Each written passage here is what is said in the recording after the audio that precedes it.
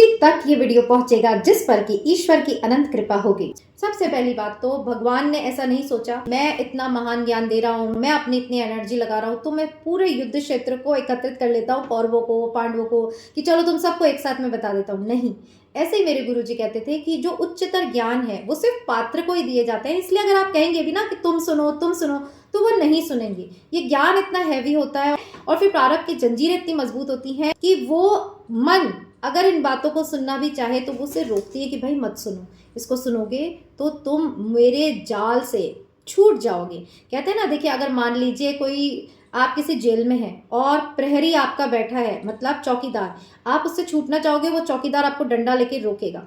तो ऐसा ही हमारा मन जो है वो हमारा प्रहरी है और हम अगर उस प्रारब्ध से छूटना चाहेंगे, कृष्ण की बातों को सुनना चाहेंगे तो वो आपको रोकेगा टोकेगा। बट फिर आप में वो बुद्धि होनी चाहिए, आप में वो भक्ति होनी चाहिए कि आप उस मन को कहो कि चुप रहो, मैं ये सुनूंगा, मैं इसको अप्लाई करूंगा। तब मन हथियार डाल देता है और तभी आपका मन वश में होगा। अदरवाइज मन ही आपको उस जगह ले जाता है, उन दुखों में ले जाता है जो कि आपने अपने कर्मों से अपने लिए क्रिएट किए हैं।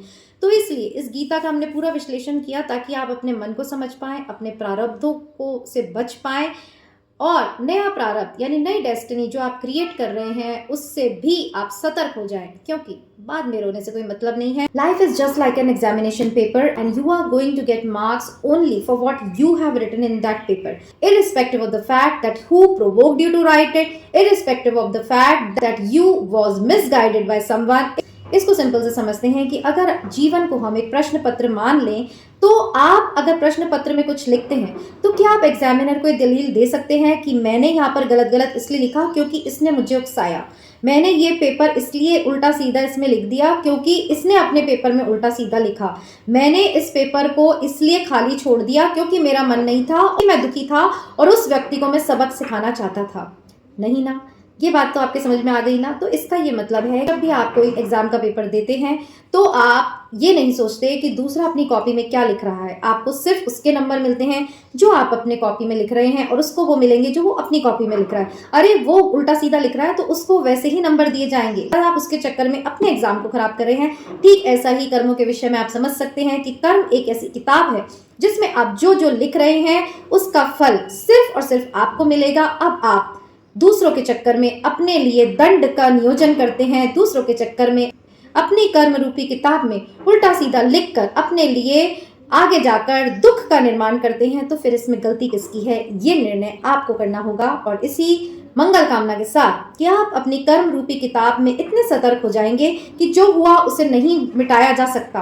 बट अब जो आप जिन चैप्टर्स को लिख रहे हैं उसमें जरूर आप अवेयरनेस के साथ इन कर्मों को करिए ताकि आगे जाके रोना ना पड़े कि उसने हमें धोखा दिया, उसने हमारे साथ छल किया। प्रॉब्लम वहां आती है जहाँ इस जन्म में हम बहुत अच्छे होते हैं, हम भूल जाते हैं कि हम क्या करके आए हैं, बट फिर भी हमें दुख मिलता है। तो इन सभी प्रश्नों का जवाब हमने बहुत डिटेलिंग में गीता के चैप्टर्स को पढ़ते पढ़ते दिया है।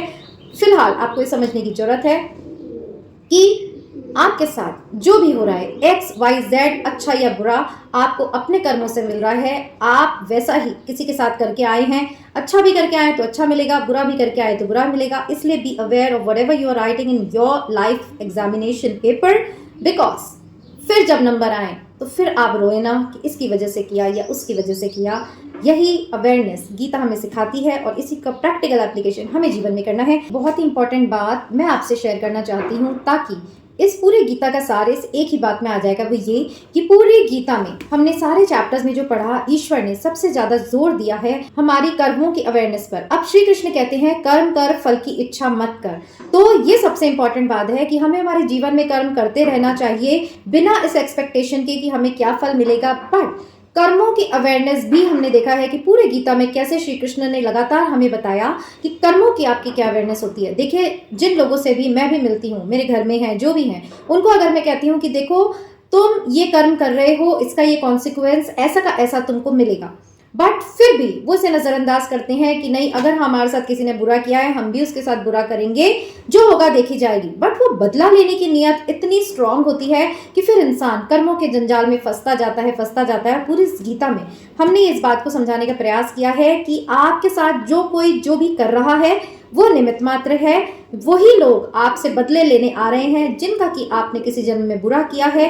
प्रॉब्लम वहाँ होती है जब हम ये भूल जाते हैं कि हम क्या क्या करके आए हैं और आने वाले लोगों को हमारे शत्रु समझकर फिर नए कर्मों को जोड़ लेते हैं, उनसे बदले लेते हैं और फिर ऐसी फील्ड डेस्टिनी की तैयार करते हैं। फिर ऐसे लोगों को भेजा जाता है जो कि आपका फिर नुकसान करने आएंगे, क्योंकि आपने वो अपने कर्मों से किया है। अब बहुत ही कंफ्यूजिंग लग रहा होगा, पर यही सच्चाई है। इसी बात को हमने बहुत ही सरलता से इसमें समझाया। सिंपल सी बात है, एक बात अगर आप गांठ बांध ले, इसको सिंपल से समझते हैं कि अगर जीवन को हम एक प्रश्न पत्र मान लें, तो आप अगर प्रश्न पत्र में कुछ लिखते हैं तो क्या आप एग्जामिनर को एक दलील दे सकते हैं कि मैंने यहाँ पर गलत गलत इसलिए लिखा क्योंकि इसने मुझे उकसाया, मैंने ये पेपर इसलिए उल्टा सीधा इसमें लिख दिया क्योंकि इसने अपने पेपर में उल्टा सीधा लिखा, मैंने इस पेपर को इसलिए खाली छोड़ दिया क्योंकि मेरा मन नहीं था। और इसमें भगवान ने बताया कि मेरा ये गुह्यतम ज्ञान उसी को मिलेगा जो कि इसका पात्र होगा। हम सोचते हैं कि हमने इतना अच्छा बोला, ये वीडियो अच्छा बनाया, ये हम उस तक पहुंचाएं, ये हम हमारे अपनों को सुनाएं ताकि उनका जीवन बदल जाए। बट कृष्ण कहते हैं सुनेगा वही जिस पर मेरी कृपा होगी। इसीलिए इन लोगों में अपनी ऊर्जा मत लगाओ। बट हाँ, श्री कृष्ण ने यहाँ एक बात की कि अगर आप भक्तों को मेरा चित्रण करते हैं, मेरे बारे में बताते हैं, तो वो भक्त मुझे अति प्रिय है क्योंकि वो मेरी बात कर रहा है, वो लोगों को मेरी ओर भेज रहा है। और अंत पंत देखिए, सभी को, मेरे गुरु कहते थे कि जो ईश्वर है वो सभी को अपनी ओर खींच रहे हैं, इस जन्म में नहीं तो अगले जन्म में। चलिए, इस जन्म में आप भोग विलासिता में डूबे रहिए, कर्म बनाते रहिए, भोगते रहिए, अगला जन्म लीजिए, उसमें फिर ईश्वर आपको मौका देंगे, फिर से अपने आप में बदलाव करने का आपके पास मौका होगा। फिर भी नहीं सुधरेंगे तो ऐसे कई जन्म बीत जाएंगे, पर एक न एक दिन तो सबको इस ओर आना ही है, सबको शुद्ध होकर उस ईश्वरीय चेतना में विलीन होना है।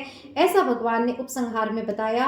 और अगर आपकी इच्छा हो और आप पर कृष्ण की कृपा हो तो ज़रूर आप इन एपिसोड्स को चाहे मेरे चाहे किसी भी और संत के सुन सकते हैं। बट जो विश्लेषण मैंने जितना भी किया गीता में, वो सब मेरे गुरु द्वारा मुझे बताया गया ज्ञान था, क्योंकि कहते हैं ना, अगर गुरु की कृपा नहीं हो तो आप इस गीता के ज्ञान को समझ ही नहीं सकते हैं। तो एक एक श्लोक का क्या अर्थ होता है कि भगवान ने कहा है मैं उसका योगक्षेम वहन करूंगा जो मेरी ओर आएगा, क्या अर्थ होता है कि अगर आप उसको सरेंडर कर देते हैं तो वो करेगा तो लोगों के माध्यम से, बट उसको फिर अपने खाने पीने किसी भी चीज़ की चिंता नहीं रहेगी। ये होता है इसका मतलब। इसका सारा प्रैक्टिकल एप्लीकेशन जो मेरे गुरु ने बताया मैंने आपको समझाया। और कि भगवान ने आप सबको फ्री विल दी है, भगवान किसी के भी प्रारब्ध में इंटरफेयर नहीं करते हैं, चॉइस आपको मिली है आप कैसे कर्म करते हैं। तो इतना कुछ भगवान ने सबको बताने के बाद अर्जुन से पूछा कि अर्जुन अब मुझे बताओ कि क्या तुमने इस शास्त्र को ध्यान पूर्वक यानी एकाग्रता से सुना और क्या अब तुम्हारा अज्ञान या मोह दूर हो गया है। तो कितने हम्बल हैं लॉर्ड कृष्ण, आप ये देखिए। उन्होंने नहीं कहा कि मैंने इतना बता दिया अब बता तेरे समझ में आई कि नहीं आई, नहीं, उन्होंने पूछा क्या तुम्हें ये बात समझ में आ गई है, क्या तुम्हारा मोह नष्ट हो गया है। और फिर अर्जुन कहते हैं नष्टो मोह स्मृतिर्लब्धा। तो एंड में अर्जुन कहते हैं कि हाँ भगवान, मेरा मोह नष्ट हो गया है और मुझे स्मृति आ गई है कि मुझे इस जन्म में किस कर्म को पूर्ण करने के लिए, किस कर्तव्य को पूर्ण करने के लिए भेजा था। और मैं ये समझ गया हूँ समस्त प्रकृति में जो कुछ भी हो रहा है उसके कर्ता आप हैं। इसका क्या अर्थ है, जहाँ योगेश्वर कृष्ण है, जहाँ धनुर्धर अर्जुन है, वही ऐश्वर्य, विजय तथा अलौकिक शक्ति तथा नीति भी सुनिश्चित रूप से रहती है, ऐसा मेरा मत है। इसका क्या अर्थ है, अब अर्जुन तो है नहीं, श्री कृष्ण तो है ही, तो इसका अर्थ है कि जहाँ श्री कृष्ण के प्रति भक्ति होगी, जहाँ अर्जुन जैसे शिष्य हम बनकर श्री कृष्ण की कही गई बातों पर चलेंगे, तो फिर विजय हमारी ही होगी, समस्त ऐश्वर्य हमारा ही होगा, क्योंकि का केंद्र जो है वो एकमात्र परमात्मा है। मैं इतना महान ज्ञान दे रहा हूँ, मैं अपनी इतनी एनर्जी लगा रहा हूँ, तो मैं पूरे युद्ध क्षेत्र को एकत्रित कर लेता हूँ, कौरवों को, पांडवों को, कि चलो तुम सबको एक साथ में बता देता हूँ। नहीं, ऐसे ही मेरे गुरुजी कहते थे कि जो उच्चतर ज्ञान है वो सिर्फ पात्र को ही दिए जाते हैं। इसलिए अगर आप कहेंगे भी ना कि तुम सुनो तो वो नहीं सुनेंगे। ये ज्ञान इतना हैवी होता है और फिर प्रारब्ध की जंजीरें इतनी मजबूत होती हैं कि मन ही आपको उस जगह ले जाता है, उन दुखों में ले जाता है जो कि आपने अपने कर्मों से अपने लिए क्रिएट किए हैं। तो इसलिए इस गीता का हमने पूरा विश्लेषण किया ताकि आप अपने मन को समझ पाएं, अपने प्रारब्धों को से बच पाएं और नया प्रारब्ध यानी नई डेस्टिनी जो आप क्रिएट कर रहे हैं उससे भी आप सतर्क हो जाएं, क्योंकि बाद में रोने से कोई मतलब नहीं है। और अगर ये गीता सुनकर भी उसे अप्लाई नहीं करी तो फिर ये सब सुनने से भी कोई मतलब नहीं है। सो होप आपको ये पूरा एपिसोड ज़रूर पसंद आया होगा और आपको भक्ति में रत रहना ही चाहिए। भक्ति रूपी लौ को हमेशा जलाकर रखनी चाहिए। और एक बात जो श्री कृष्ण भगवान ने कही है, यदा यदा ही धर्मस्य ग्लानिर्भवति भारत अभ्युत्थानम धर्मस्य तदात्मानं सृजाम्यहम्, कि जब जब धर्म की हानि होगी मैं आऊँगा। अब ये नहीं कि पूरे संसार में ऐसे भगवान प्रकट हो जाएंगे, जी नहीं। जब जब धर्म की हानि होगी, अगर आप सच्चे मार्ग पर चल रहे हैं, आप पर कोई आक्रमण करता है, आपके लिए श्री कृष्ण आएंगे, फिर चाहे वो किसी भी रूप में हो, और आपको बचाएंगे। इसलिए जो लोग सोचते हैं कि अच्छे लोग तो दुखी रहते हैं, क्या फायदा हमें अच्छाई करने का, बुरे लोग हमें खुश दिखाई देते हैं, बुरे लोग अत्याचारी होते हुए भी सुख भोग रहे हैं, तो जी नहीं। जिस दिन उनका पाप रूपी घड़ा फूटेगा, वो लोग दुर्गति को प्राप्त होंगे। और अगर आप सीधे सच्चे रास्ते पे चलेंगे तो पग पग पर कृष्ण आपको बचाने जरूर आएंगे। आपने देखा होगा अपने जीवन में, मैंने तो देखा है कितनी मुसीबतें आई, जो कि मैं ये मानती हूँ मेरे ही किसी प्रारब्ध के कारण आई, बट कृष्ण ने कैसे आकर मुझे ऐसे निकाला जैसे कि कोई आग में जल रहा हो, होलिका यानी हमारे कर्म रूपी होलिका हम प्रहलाद को लेकर बैठी हो, और श्री कृष्ण उसकी भी अग्नि को क्षीण कर दे और हमें बचा के निकाल लें। तो ऐसा ही विश्वास, ऐसी ही भक्ति जब आप में होगी तो फिर किसी से डरने की जरूरत नहीं है। बट एक चीज आपको करनी है, कृष्ण के प्रति अनन्य भक्ति, कृष्ण के प्रति अव्यभिचारी भक्ति। जो सभी चैप्टर्स में 2 शब्दों को दोहराया वो ये, अनन्य मीन्स जिसके चित्त में कोई और ना हो। आप पत्नी हो, आप पति हो, आप माँ हो, कुछ भी हो, सब करते हुए चित्त में आपके कोई और कृष्ण के अलावा नहीं होना चाहिए। क्योंकि ये जो रिश्ते नाते हैं इस जन्म के हैं, अभी हैं, अगली बार नहीं रहेंगे। पिछले वाले भूल गए, ये भी भूल जाएंगे। ये अवेयरनेस हमेशा आपके दिमाग में बनी रहनी चाहिए। सबके लिए सब कीजिए, बट अंदर से कोई अन्य आपके हृदय में नहीं होना चाहिए। और सेकेंड, अव्यभिचारी भक्ति। अव्यभिचारी भक्ति भी, इसका भी यही मतलब होता है कि कृष्ण के अलावा कि कोई पत्नी अगर कहते हैं ना इसकी अव्यभिचारी हो गई है, इसका मतलब इससे अपने पति को छोड़कर वो किसी और का चिंतन कर रही है। तो ऐसे ही कृष्ण को छोड़कर आपको किसी का चिंतन करने की जरूरत नहीं है।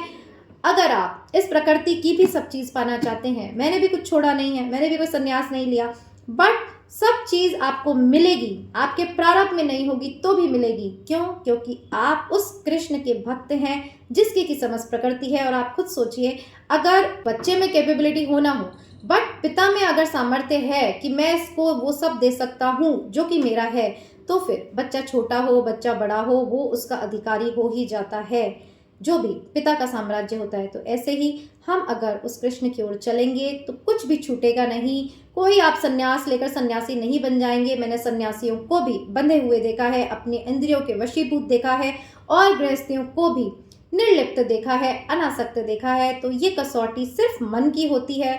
अगर आपके मन में श्री कृष्ण के प्रति अनन्य भक्ति है तो इस जन्म में ही नहीं, अगले जन्मों तक आपकी सारी चिंता श्री कृष्ण करेंगे, यही मेरा विश्वास है। और इसी के साथ मैंने सीरीज चलाई।